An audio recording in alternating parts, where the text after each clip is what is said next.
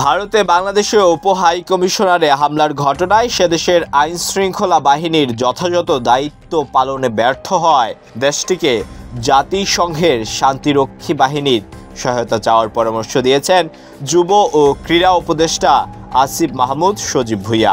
তাছাড়া শান্তিরক্ষা মিশনে বাংলাদেশি সেনাবাহিনী পাঠিয়ে ভারতকে সহায়তা করতে প্রস্তুত বলেও জানিয়েছেন তিনি।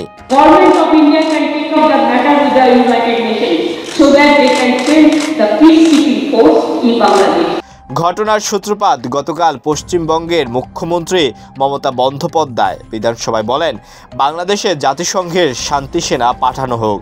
যেখানে মমতা ও ভারত সরকার তারই দেশে বিদেশি একটি উপ হাই কমিশনারকে নিরাপত্তা দিতে পুরোপুরি ব্যর্থ, সেখানে মমতার এ কথার বিপক্ষে যেন শুকনি মামাকে আক্কেল সালামি দিলেন আসিফ মাহমুদ। বাংলাদেশ সম্মিলিত সনাতনী জাগরণ জোটের মুখপাত্র ও সাবেক ইসকন নেতা চিন্ময় কৃষ্ণ দাসকে গ্রেপ্তার ও তার জামিন নামঞ্জুরকে কেন্দ্র করে আইনজীবী সাইফুল ইসলামকে হত্যা করে একদল ইসকন সমর্থক। তারপর থেকেই বাংলাদেশে ইসকনকে নিষিদ্ধের দাবি ওঠে এবং ভারতীয় চ্যানেলে বাংলাদেশ নিয়ে ভুল তথ্য ও গুজব ছড়ানো হয়। তারা বাংলাদেশের অভ্যন্তরীণ বিষয়গুলো নিয়ে মাথা ঘামানো একদমই ভালোভাবে দেখছে না দেশের সাধারণ মানুষ।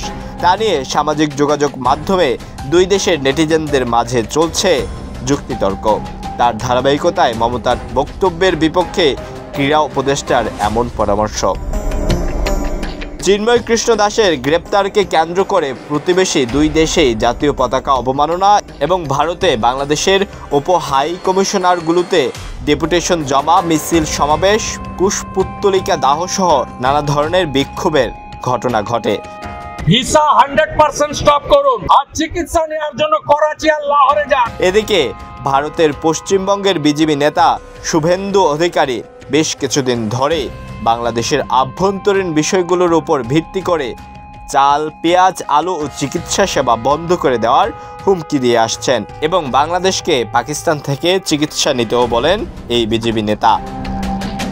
তার জের ধরেই বাংলাদেশ প্রযুক্তি বিশ্ববিদ্যালয় বুয়েটের প্রবেশপথে ভারতীয় পতাকার অবমাননার একটি ছবি ফেসবুক ওয়ালে পোস্ট করে কলকাতার গাইনি চিকিৎসক ডক্টর ইন্দ্রনীল সাহা বাংলাদেশি রোগীদের চিকিৎসা সেবা বন্ধ করে দেওয়ার ঘোষণা দেন। ডেস্ক রিপোর্ট, ঢাকা প্রকাশ।